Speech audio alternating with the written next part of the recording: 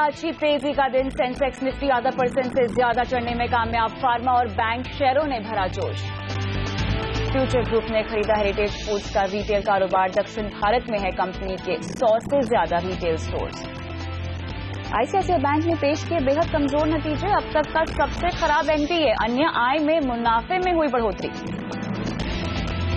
दिल्ली जहरीली हवा का 8वां दिन। सारे स्कूल और बदरपुर पावर प्लांट बंद। मेट्रो समेत कंस्ट्रक्शन डिमोलिशन के सारे काम पर लगी रोक। सड़कों पर पानी का छिड़काव।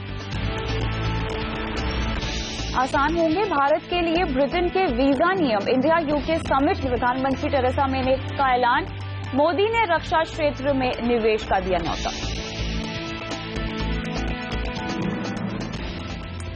अब आपको बटुए के लिए भी इंश्योरेंस कवर मिलेगा। जी हां, धोखाधड़ी की वारदातों को मद्देनजर HDFC bank, ICICI bank, axis bank, Kotak Mahindra bank और इंडसइंड बैंक ने वॉलेट प्रोटेक्शन प्लान देना शुरू कर दिया है। ये प्लान आपके क्रेडिट कार्ड और डेबिट कार्ड के लिए इंश्योरेंस का काम करते हैं। आज योर मनी पर हम आपको बताएंगे कैसे आप इस प्रोटेक्शन का इस्तेमाल कर सकते हैं समझदारी के साथ। नमस्कार, मैं हूं कविता थपलियाल। देखते हैं क्या है खास आज योर मनी में। अब आपके बटुए के लिए मिलेगा सुरक्षा कवर। वॉलेट प्रोटेक्शन सर्विस कितनी फायदेमंद। डेबिट और क्रेडिट कार्ड की धोखाधड़ी से कैसे बचे। योर मनी पर आज फेसबुक से आए सवालों के जवाब। और आज तमाम मुद्दों पर आपको सलाह देने के लिए हमारे साथ जुड़ रहे हैं ऑप्टिमम मनी मैनेजर्स के एमडी पंकज मटवाल। पंकज जी, आपका स्वागत है। तो हाल ही में यहाँ पे हमने जो डेबिट कार्ड के चलते धोखाधड़ी के किस्से सुने, उसी के खिलाफ अब 5 बैंक जिनका नाम हमने आपको बताया, उन्होंने वॉलेट प्रोटेक्शन प्लान इंट्रोड्यूस करने शुरू कर दिए। दरअसल पंकज जी, ये प्लान हमेशा से बैंक्स के पास थे, लेकिन अब इनकी मार्केटिंग जोरों पर हो गई है क्योंकि इस तरह की वारदातें और किस्से सामने आए हैं। मुझे बताइए किस तरह की सर्विस है ये। मेरा वॉलेट का इंश्योरेंस कैसे होगा। देखिए, पहली बात तो मैं बताऊंगा कि जो प्लान है ये कुछ इंडिपेंडेंट कंपनीज हैं जो ये प्लान लेकर आई हैं और बैंक्स ने उसको अपने प्रोडक्ट के साथ बंडल किया है। तो जैसे आप अगर उस बैंक के क्रेडिट कार्ड होल्डर हैं या डेबिट कार्ड होल्डर हैं तो बैंक आपको सर्विस प्रोवाइड कर रहे हैं। लेकिन अगर आप चाहें और आपके बैंक में सुविधा नहीं है तो अलग से भी आप ये इस प्लान को सब्सक्राइब कर सकते हैं। अब यहाँ पर डिफरेंट तरह के प्लान हैं। कुछ प्लान ऐसे हैं कि जिसमें सिर्फ आपका क्रेडिट कार्ड या डेबिट कार्ड से रिलेटेड जो फ्रॉड होते हैं वो प्रोटेक्ट होता है। अगर चाहे वो ऑनलाइन फ्रॉड हो या ऑफलाइन हो, आपका क्रेडिट कार्ड का पिन किसी ने यूज करके और आपके कार्ड से परचेज किया है, आपका अनऑथराइज्ड ट्रांजैक्शन है या ऑनलाइन फ्रॉड हुआ, आपका कार्ड यूज हुआ है या कार्ड खो गया है, उसको मिसयूज किया है, किसी तरह से फ्रॉड हो सकता है, उसको कवर करते हैं। उसके साथ ही आपके पास फैसिलिटी ये भी है कि आपका पूरा वॉलेट आपका इसमें प्रोटेक्ट होगा, कवर होगा। फ्रॉड ही नहीं, अगर कोई डिस्ट्रेस सिचुएशन है, अगर मेरा वॉलेट खो जाता है, अगर मैं कहीं अब्रॉड गई हुई, मेरे पास पैसे कम पड़ जाते हैं, क्या इस तरह की चीजों के लिए भी इंश्योरेंस मुझे मुहैया कराया जाएगा। बिल्कुल, आपके देखिए अलग अलग प्लान है कि प्लान ऐसा भी है कि अगर आपका पैन कार्ड या आपका ड्राइविंग लाइसेंस भी खो जाता है तो उसका रिप्लेसमेंट भी कंपनी आपको करके देगी। और साथ ही इमरजेंसी में क्योंकि पैसे नहीं है तो आपको कुछ इमरजेंसी क्रेडिट भी मिलेगा ताकि आप जो भी होटल का बिल है या जो चुकाना है वो भी चुका सकें। तो इस तरह की फैसिलिटी भी उसमें आपको क्लब करके मिलती है। तो पूरे वॉलेट का भी आप ये कवर ले सकते हैं या फिर सिर्फ अपने क्रेडिट कार्ड का। लेकिन अगर बैंक की आप बात कर रहे हो तो बैंक आपको हो सकता है सिर्फ आपका जो क्रेडिट कार्ड इशू किया गया है या जो आपका डेबिट कार्ड इशू किया गया है सिर्फ आपको सुविधा उससे लिमिटेड हो, लेकिन अलग से आप प्लान ले सकते हो तो पूरे वॉलेट का कवर कर सकते हैं। तो वॉलेट में जो डॉक्यूमेंट है वो भी कवर हो गया है, आपको एडवांस पैसा भी मिलता है आपको इमरजेंसी के लिए। और साथ ही ये भी है प्री एंड पोस्ट। जैसे आपको भी मालूम चला है कि आपका कुछ फ्रॉड हुआ है और जब तक मालूम चलता है उससे पहले ही आपका काफी पैसा जा चुका है। तो यहाँ पर 30 डेज प्री और उसके बाद का जब आपने कंप्लेंट की उसके बाद पूरा जितना भी मतलब कंप्लेंट करने से लेकर जब तक ब्लॉक होता है उसमें जितना भी आपका फ्रॉड ट्रांजैक्शन होता है वो पूरा कवर हो जाता है। अच्छी बात जिसमें मैंने बोला कि पहले का 30 डेज के अंदर पहले भी कुछ हो चुका है, आपको बाद में मालूम चला, वो भी कवर हो जाएगा।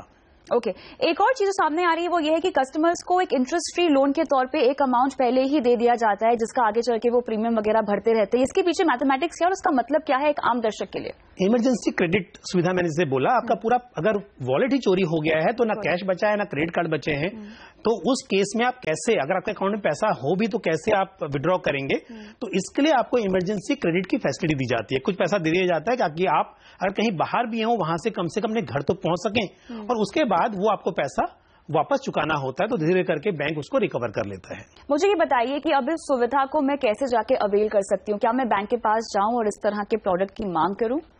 जो बैंक्स आपने बताए वहां पर तो डेफिनेटली बैंक के साथ ही आप ये सुविधा ले सकती हैं, लेकिन अगर आपका कार्ड उसमें नहीं आता, उन बैंक का नहीं है, तो भी आप जो कंपनी प्रोवाइड कर रही है, चाहे वन असिस्ट है या CPP इंडिया है, इन कंपनी से आप सब्सक्राइब कर सकते हैं, इस सुविधा का लाभ ले सकते हैं। ओके, और दस्तावेजों के लिहाज से अगर मैं पूछूं तो क्या क्या डॉक्यूमेंट सबमिट करने पड़ेंगे मुझे? इसके पीछे कितने दिन लग जाएंगे? एक फोन कॉल के जरिए क्या मैं ये सर्विस अवेल कर सकती हूँ, और क्या फ्री में कर सकती हूँ? सबसे बड़ी बात, फ्री तो नहीं, उसके लिए आपके चार्जेस हैं अवेल करने के लिए। डेफिनेटली आपको मेंबर बनना है तो आपको फीस पे करनी है, बट फीस बहुत ज्यादा नहीं है, और प्लान के हिसाब से आपको प्लान में क्या कवर करना है, उस हिसाब से क्या सुविधाएं लेनी है, उस हिसाब से फीस भी डिसाइड होगी।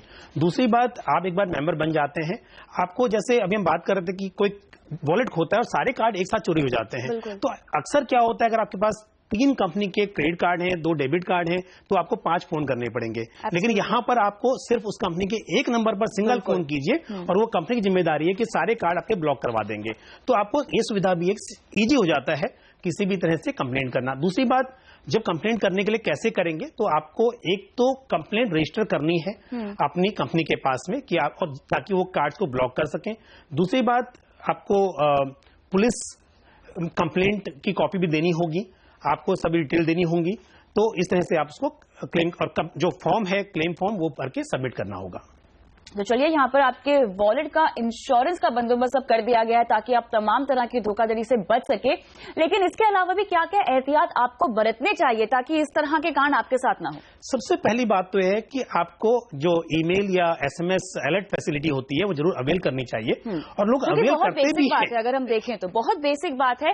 अगर आप ATM से जाके पैसे भी निकालते हैं ना, उसका अलर्ट भी SMS के जरिए या ईमेल के जरिए आपके पास आ जाना चाहिए। ये बहुत ही बेसिक चीज है जो मेरे ख्याल से आपको फाइनेंशियली अवेयर रहना चाहिए अपने पैसों के लिए कम से कम। लेकिन कविता, मैं आपको बोलूंगा कि लोग करते भी हैं जी, लेकिन बाद में मोबाइल नंबर चेंज कर देते हैं और अपडेट करना नहीं करते हैं। हाँ। तो जब आपको अलर्ट ही नहीं मिलेगा, जब तक पता चलेगा तब तक मालूम चलता है। ऐसे ऐसी कंप्लेंट्स भी आई हैं, लोगों ने बोला जब मुझे स्टेटमेंट आया तब मालूम चला कि मेरे क्रेडिट कार्ड से इतना अनऑथराइज्ड ट्रांजेक्शन हुआ है। बट अगर आपका SMS अलर्ट रजिस्टर होता, ईमेल अलर्ट रजिस्टर होता, तो शायद इमीडिएटली जैसे ही होता आपको मालूम चल जाता, तो शायद छोटी सी ही नुकसान में आपको पता चलता। पर यहाँ पे जब स्टेटमेंट आया आपको कुछ दिनों के बाद, तब मालूम चलता है। तो पहली बात तो ये है कि आपको ये देखना चाहिए कि ये सुविधाएं आपके लिए बहुत कॉस्टली नहीं है, इसको रजिस्टर करना चाहिए।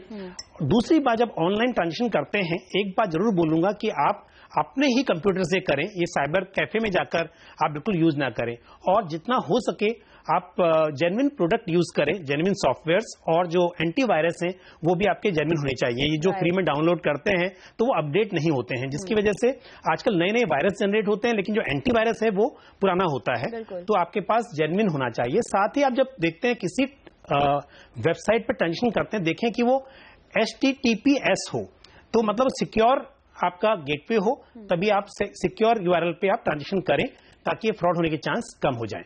चलिए, यहाँ पर आपको बता दें, आपकी मेहनत की कमाई है जिसका ख्याल आप ही को रखना होगा। छोटी छोटी चीजें हैं, अगर आप ध्यान में रखेंगे तो इस तरह के किस्से, इस तरह के वारदात आपके साथ नहीं होंगे। योर मनी हमेशा आपकी मदद के लिए इसीलिए तत्पर है, और इसीलिए हमने आपको बताया कि आपके लिए वॉलेट इंश्योरेंस आज की तारीख में बहुत ही ज्यादा जरूरी है।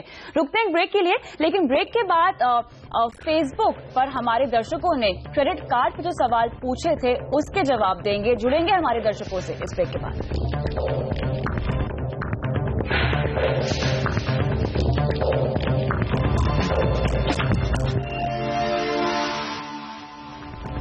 योर मनी में अब वक्त आ गया है दर्शकों के सवालों का जवाब देने का, और आज बहुत ही इंटरेस्टिंग हमने फेसबुक लाइव किया था जो हमने क्रेडिट कार्ड के मुद्दे पर किया था, और उसी लाइव के दौरान जितने भी सवाल हमसे पूछे गए थे उन्हीं का जवाब हम दे रहे हैं। और हमारे पहले दर्शक हमारे साथ सनी श्रीवास्तव फोन लाइन पर हैं। हाय, गुड इवनिंग सनी, बताइए आपका सवाल क्या है? Very good evening. एक्चुअली मैं ये जानना चाहता हूँ कि मेरे पास 2-3 क्रेडिट कार्ड हैं। 2-3 हैं? अच्छा। हाँ, एंड मैं लास्ट कुछ टाइम से उनकी मिनिमम इंस्टॉलमेंट पे कर रहा हूँ, तो क्या उससे कोई मेरे सिविल पे इम्पैक्ट पड़ता है?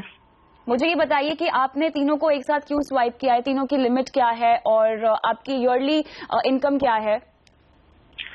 मेरी तीनों की जो लिमिट है वो अराउंड 1 लाख के आसपास होगी, मतलब तीनों अलग 1 लाख तीनों में है। ओके और आपने, जी बताइए। जी बताइए। और आपकी ईयरली इनकम क्या है? Yearly income around 3.25। ओके आप क्या बहुत ज्यादा यूज करते हैं क्रेडिट कार्ड का? एज अ शॉपर आप कैसे हैं?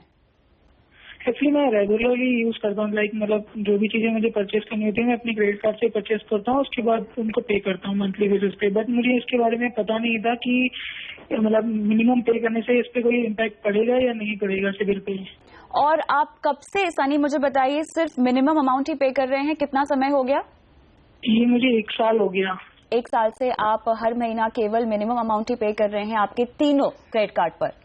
जी। इंटरेस्टिंग। अगर उसको मैं, अगर सिबिल पे इससे इम्पैक्ट पड़ता है तो उसको मैं कैसे ठीक कर सकता हूँ और कितना टाइम लगेगा? आपने अपनी रिपोर्ट मंगवाने की कोशिश की है सिबिल से?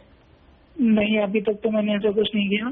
चलिए, इंटरेस्टिंग सवाल है आपका सनी, और आपके जरिए उन तमाम दर्शकों को भी हम सलाह दे पाएंगे जो क्रेडिट कार्ड का इस्तेमाल तो करते हैं और केवल मिनिमम अमाउंट ही पे करते हैं, और यहाँ पर पिछले 1 साल से सनी ऐसा कर रहा है। मुझे ये बताइए सिबिल स्कोर कैसा होगा इनका, उससे भी पहले हम बात करते हैं कि सिबिल स्कोर पे इम्पैक्ट कैसे पड़ता है, किन किन चूकों या गलतियों की वजह से हम देखते हैं कि स्कोर हमारा खराब होता है। देखिए, सिबिल में 2 तरह की चीजें होती हैं, एक सिबिल स्कोर और सिबिल रिपोर्ट। तो जब रिपोर्ट में क्या होता है कि जो भी बैंक से आपने कोई क्रेडिट कार्ड हो या आपका लोन अकाउंट हो, तो बैंक सिबिल को रिपोर्ट देते हैं कि आपका कितना बकाया है और कितने दिन से ये बकाया है। तो इस पे डिपेंड करता है। दूसरी बात, आप अगर बहुत ज्यादा आपकी जो क्रेडिट लिमिट है उसको कितना यूज कर रहे हैं। अगर आपकी सपोज 1 लाख की क्रेडिट लिमिट है और आप बहुत कम यूज कर रहे हैं तो मतलब आपको बहुत ज्यादा क्रेडिट हंग्री नहीं है आप। बिल्कुल। लेकिन अगर आप पूरी लिमिट को यूज कर रहे हैं तो आपको क्रेडिट की बहुत जरूरत पड़ती है।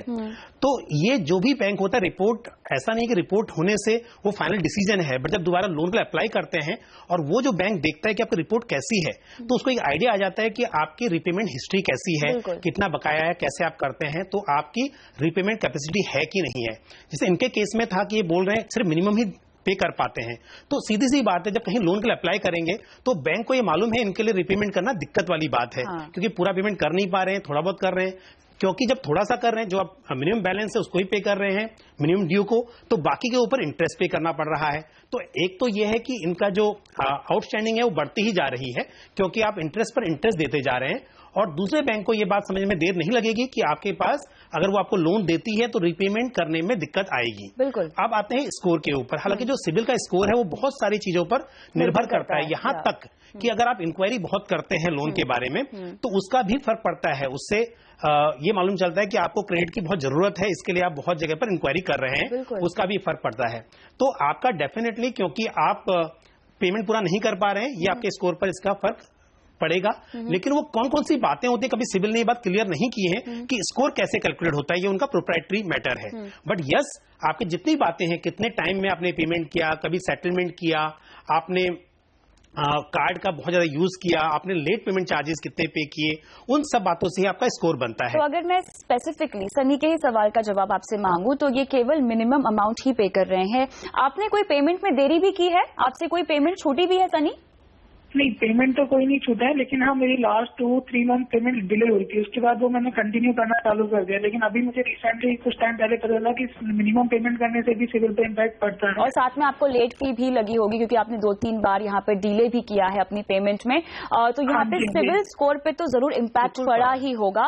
आपसे हम दरख्वास्त करते हैं कि आप अपने बैंक से सिबिल स्कोर की रिपोर्ट मांगिए। आप चाहे तो खुद सिबिल के साइट पर भी जाकर अपने स्कोर की रिपोर्ट ले सकते हैं, लेकिन इनके पास 3 क्रेडिट कार्ड है। कोई आप इनको टिप देना चाहेंगे कैसे समझदारी से इसका इस्तेमाल किया जाए?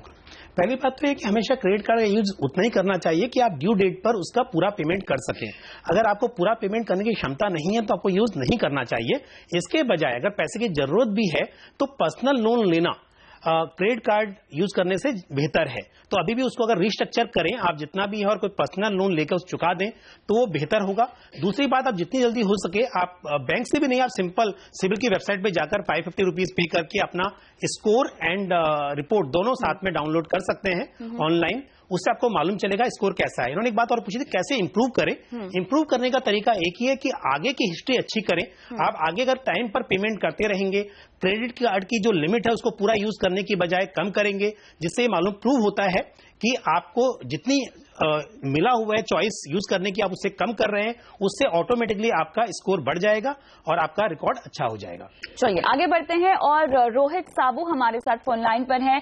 हाय, गुड इवनिंग रोहित, सवाल क्या है? Good evening, how are you? I'm good, how are you? I am a lawyer by profession. I have come across a case Okay. where it has so happened that a particular bank has reported fraudulent transactions in CIBIL.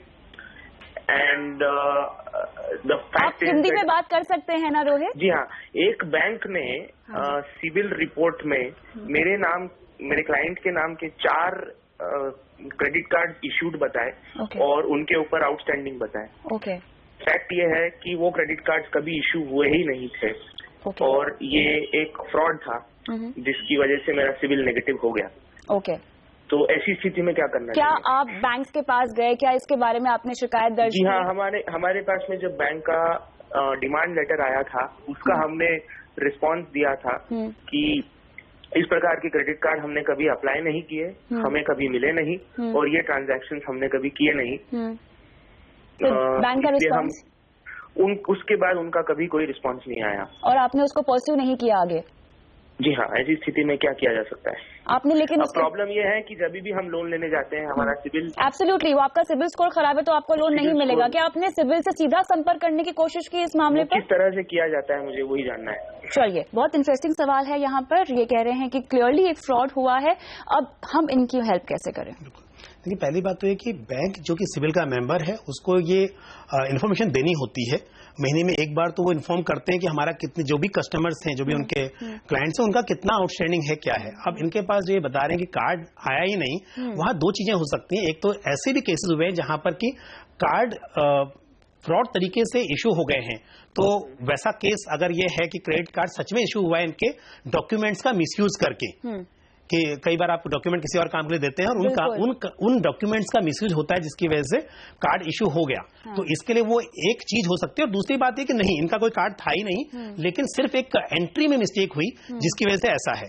अगर credit card issue हुआ है तो वो एक police case होता है, definitely आपको complaint करनी चाहिए, साइबर सेल में कंप्लेंट करनी चाहिए। और दूसरी बात, अगर वो एंट्री की मिस्टेक है सिर्फ, ऐसा नहीं है, तो आप बैंक को बात करें। साथ में सिबिल का एड्रेस आपको सिबिल की वेबसाइट पे मिल जाएगा, ऑनलाइन भी आप ईमेल से उनसे कांटेक्ट कर सकते हैं, उनसे कीजिए। अल्टीमेटली सिबिल उसको चेंज नहीं कर सकता, बट सिबिल बैंक को कांटेक्ट करेगा और बैंक से उसको ठीक करा के देगा, क्योंकि वो रिपोर्ट बैंक ने दी है, बैंक का ही काम है उसको ठीक करना। लेकिन सिबिल जरूर परस्यू करता है उस मैटर को बैंक के साथ में, तो आप सिबिल को भी लिख लीजिए। रोहित, आपको मैं यहाँ पर ये भी कहना चाहती हूँ कि अपना सवाल आप डिटेल में, जो भी पूरा सिनेरियो है, आप एक बार फिर से मुझे ईमेल कीजिए अपने कॉन्टैक्ट नंबर के साथ। सिबिल के स्पोक्स पर्सन लगातार योर मनी पर आती रहती हैं और उनसे हम आपके सवाल का जवाब मांगेंगे, लेकिन फिलहाल मुझे पूरा केस आप ईमेल के तौर पे भेजिए और हम ये मामला सिबिल के पास जाके उठाएंगे। मैं जरूर आपको ये पोस्ट करूंगा। चलिए, इंतजार रहेगा आपके ईमेल का। और फिलहाल रुकते हैं छोटे से ब्रेक के लिए।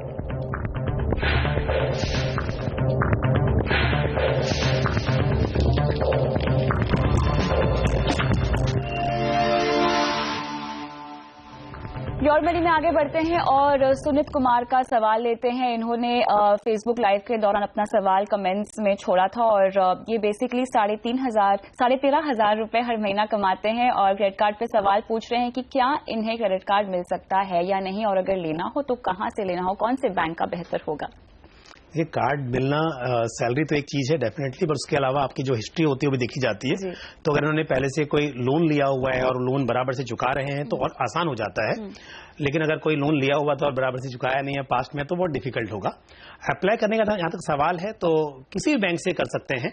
आपका वीजा या मास्टर कार्ड होता है, बैंक तो वो सिर्फ इशू करता है, बट ये देखेंगे जिसकी ज्वाइनिंग फीस या एनुअल चार्जेस ना हो, क्योंकि बहुत सारे बैंक्स आपको कार्ड प्रोवाइड करते हैं जिसमें कोई भी ज्वाइनिंग फीस नहीं होती है, कोई भी आपका एनुअल चार्जेस नहीं होते हैं। वो कार्ड आप लें ताकि आपका एडिशनल खर्चा ना हो। साथ ही इंटरेस्ट रेट भी आप चेक कर सकते हैं। हालांकि हर बैंक के पास बहुत सारे कार्ड होते हैं, एक ही बैंक अलग अलग तरीके के कार्ड इशू करता है और ये बात बाद में मालूम चलती है जब कार्ड अपने पास आ जाता है कि उसके ऊपर इंटरेस्ट कितना चार्ज हो रहा है। पर जिस कार्ड पर आपका इंटरेस्ट कम लगे वो कार्ड आपको लेना चाहिए। आगे बढ़ते हैं और अगला सवाल विजय पासवान का है। पूछ रहे हैं कि एसबीआई ने क्रेडिट कार्ड पर ऑटो डेबिट शुरू कर दिया है। ऑटो डेबिट के बाद पेमेंट देरी में सिस्टम में यहां पर देखा गया, तो जानना चाहते हैं कि क्या कार्ड का ऑनलाइन पेमेंट करना अच्छा होगा। मेरे ख्याल से कई बार हम यही डिस्कस करते हैं कि आपने तो पेमेंट के लिए चेक अगर मसलन मान ले इशू कर दिया है, लेकिन बैंक को ड्यू डेट के बाद मिला है, तो कब की पेमेंट मानी जाएगी? तो इसी से जुड़ा हुआ ये काफी अहम सवाल है विजय का। देखिए, अगर जिस डेट में उनके अकाउंट में पेमेंट आएगा वही डेट मानी जाएगी।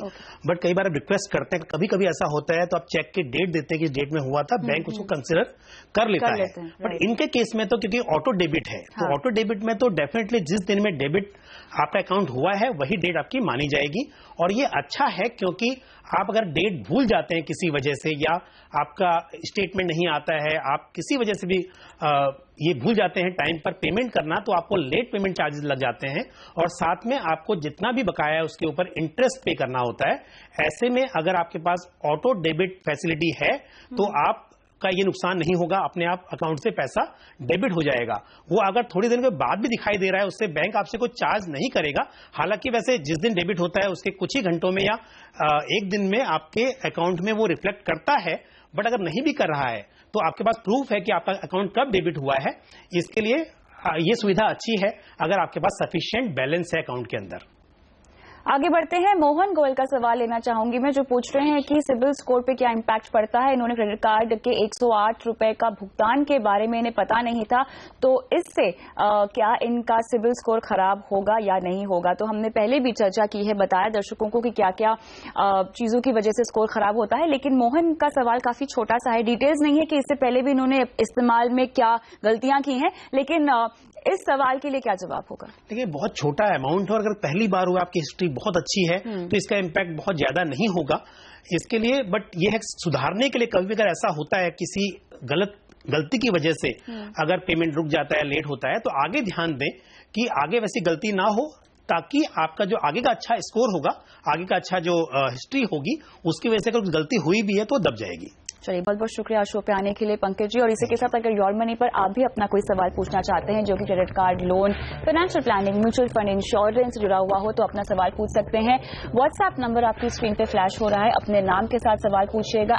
@kavita.th पे अपना सवाल पूछ सकते हैं, डीएम कर सकते हैं। साथ ही हमारा जो ईमेल आईडी है वहां पर अपना सवाल भेज सकते हैं, mf@moneycontrol.com अपने कॉन्टैक्ट नंबर के साथ। साथ ही हमारे फेसबुक के पेज पर भी हमारे साथ जुड़ सकते हैं। फिलहाल योर मनी में इतना ही, इजाजत दीजिए, नमस्कार।